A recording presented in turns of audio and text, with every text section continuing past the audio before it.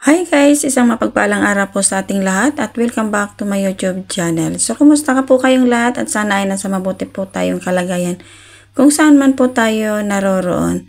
So, ayan guys, mega love shout out Kuya Bal Santos Matubang, Kalingap Rab at Ate Edna Vlogs, kasamahan na keyboards Kalingap partners. Mega love shout out po.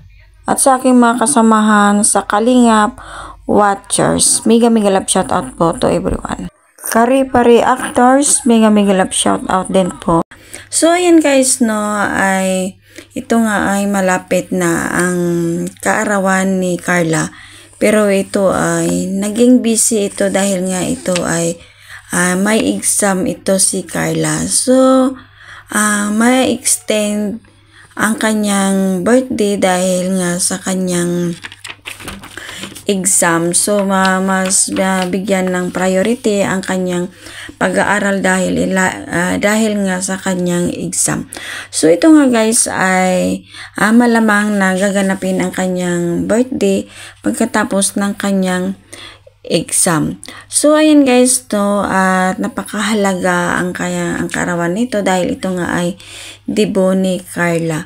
So, syempre ay sigurado ito ay bunggang-bungga ang birthday debut ni Carla. So, talagang ating abangan ang kanyang kaarawan dahil ito nga ay suportado ito ni Kalingap Rab dahil sa napanood ko ay sinabi ni Kalingap Rab na ipapadama ng niya sa mga beneficiaries niya, yung mga hindi nila naranasan nung sila ay nagkaroon ng birthday ng mga nakaraang taon. So yan nga guys, at ito nga ay pagkatapos na ng exam ni Carla, gaganapin ang kanyang debut. So ayan guys, at ating abangan at nakaka-excited nga talaga ito. So, i-move natin yung debut ni Carla, ano siya, January 26 na. Kasi sabi ni Carla, nag-request siya na after na daw ng exam. Kasi may mga pasok. May mga pasok, saka mawawala ng focus. Dami nang nami-miss na activity. Ayan guys, alam natin ito si Carla ay sobrang mahiyain pero ipinakita niya ang kanyang best sa kanyang galing sa pagsayaw. At hindi lang sa pagsayaw kundi sa pagkanta. So tara guys, ating panoorin.